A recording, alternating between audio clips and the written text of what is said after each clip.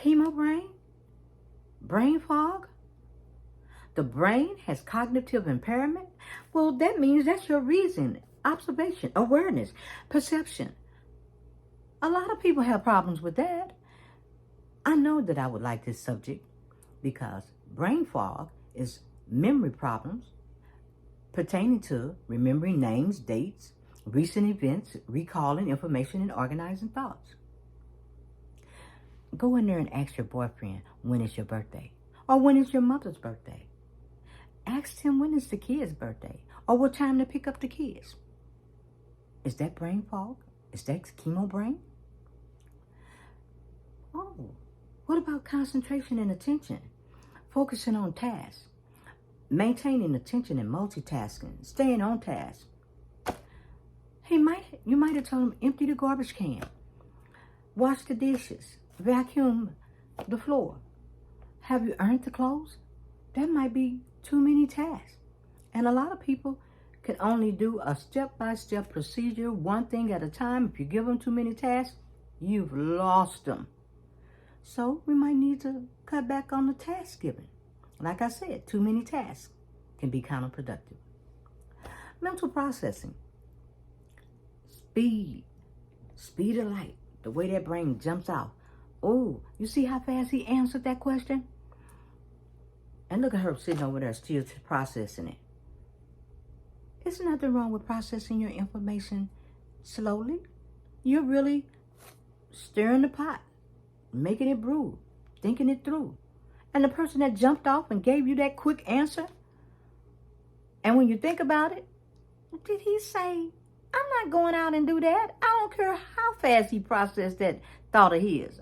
He can take that and jump that. That ain't no good.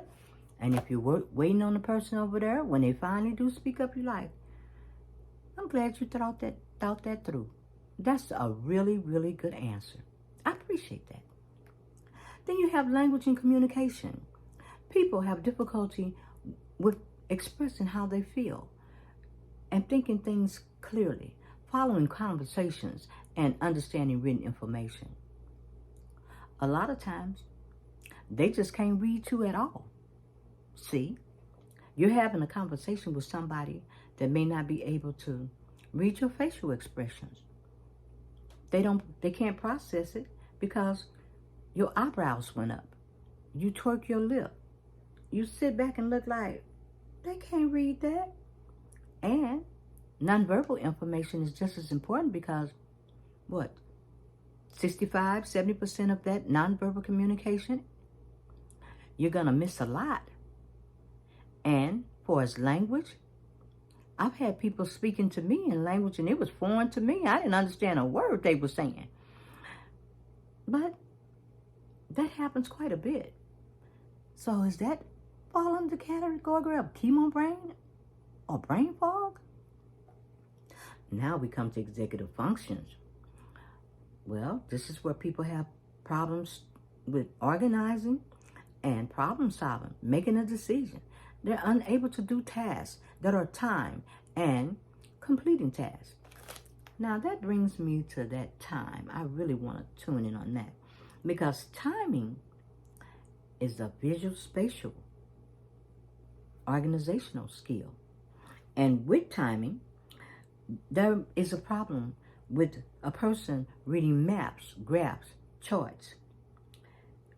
They've had problems with direction, estimation, distance, shapes. And if it's a maze, they might have trouble getting out of that maze, trying to figure out, how did I get trapped in here? Well, like I said, executive function problems, putting things in order, timing, unable to organize or problem solve. And that happens all the time. And that even falls under brain fog and chemo brain. But what amazes me in this conversation today with chemo brain, like I said, I've seen this in a lot of people. And there are a lot of neurological disorders that have this particular, have characteristics of chemo brain. You got like Alzheimer's, dementia, narcolepsy, Guillain-Barré syndrome, TBI, traumatic brain injury. You have strokes, MS. Did you even know that if you had migraines, that's a neurological disorder? Well, even if you have chemo brain fog, and the side effects of cancer will make you tired, you're stressed, you're fatigued. There might be emotional factors involved where you can't process information at the time, or you can't communicate with a person. It is running neck to neck with the neurological disorders, which I want to point this out before I go. Well, one you were born with, and the other one is medically induced.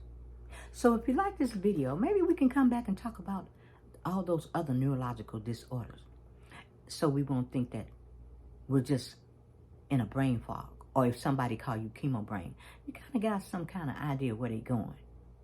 So if you like this video, come back. Have a good day.